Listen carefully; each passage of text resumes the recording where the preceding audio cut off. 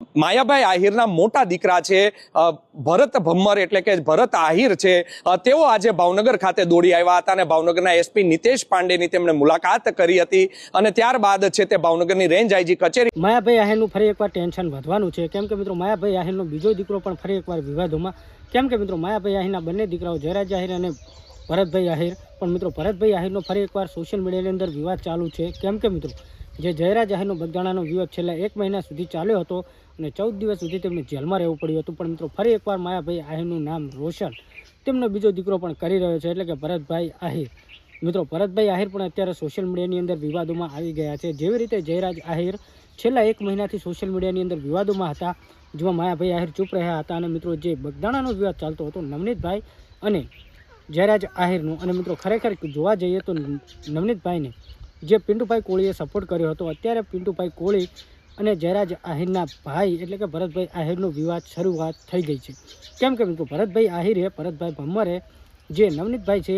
એમના સપોર્ટમાં જે પણ બોલ્યા હતા પિન્ટુભાઈ કોળી એમના ઉપર એફઆઈઆર એટલે કે કેસ કરવામાં આવ્યો છે અને મિત્રો કેસ પણ શા માટે કરવામાં આવ્યો છે કે જ્યારે નવનીતભાઈને જે મહાસંમેલન કરવાનું હતું એટલે કે પહેલાં તો ન્યાય માટેનું હતું પણ ન્યાય મળ્યા પછી જે સંમેલન આભાર વિધિનું હતું પણ તેમાં માયાભાઈ આહિરના બીજા દીકરા એટલે કે ભરતભાઈ આહિરનો એક ખુલાસો કરતો એક દિલીપભાઈ કોઈ હતા તેમને ખુલાસો કર્યો હતો ઘણા બધા આરોપો લગાવ્યા હતા ભરતભાઈ આહિર ઉપર ભરતભાઈ ભમ્મર ઉપર તો મિત્રો ત્યારબાદ 1.5 મહિનો થઈ ગયો અને ફરી એકવાર જે પિન્ટુભાઈ કોળી છે એમના ઉપર કેસ કરવામાં આવ્યો છે ભરતભાઈ દ્વારા માયાભાઈ આહિરના બીજા દીકરા ભરતભાઈ આહિર એટલે કે ફરી એકવાર સોશિયલ મીડિયાની અંદર જે બગદાણાનો વિવાદ હતો એવો જ વિવાદ ફરી એકવાર વકરી પડ્યો છે કેમ કે મિત્રો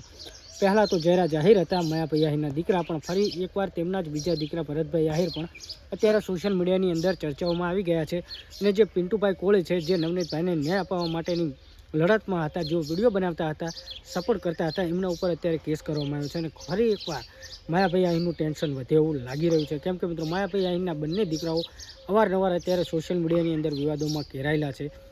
અને મિત્રો માયાભાઈ આહિર પણ આ વિશે કશું બોલતા નથી પણ મિત્રો અત્યારે જે વિડીયો વાયરલ થઈ રહ્યો છે જે ભરતભાઈને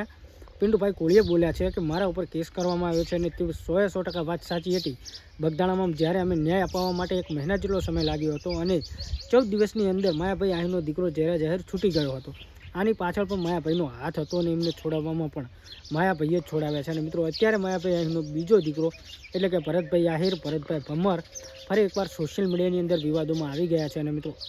અત્યારે પણ માયાભાઈ આહિર ચૂપ છે તો મિત્રો ક્યાંક ને ક્યાંક જોવા જઈએ તો માયાભાઈ આહિરનું હવે ટેન્શન વધતું લાગે છે અને મિત્રો પિન્ટુભાઈ કોળીએ જે અત્યારે વિડીયો બનાવ્યો છે અને જે સોશિયલ મીડિયાની અંદર વાયરલ થઈ રહ્યો છે અને બગદાણા જેવો જ ફરી એકવાર અત્યારે વિવાદ શરૂ થવા આવ્યો છે અને મિત્રો બગદાણા જેવો જ નહીં બગદાણાનો જ વિવાદ ફરી એકવાર શરૂ થઈ રહ્યો છે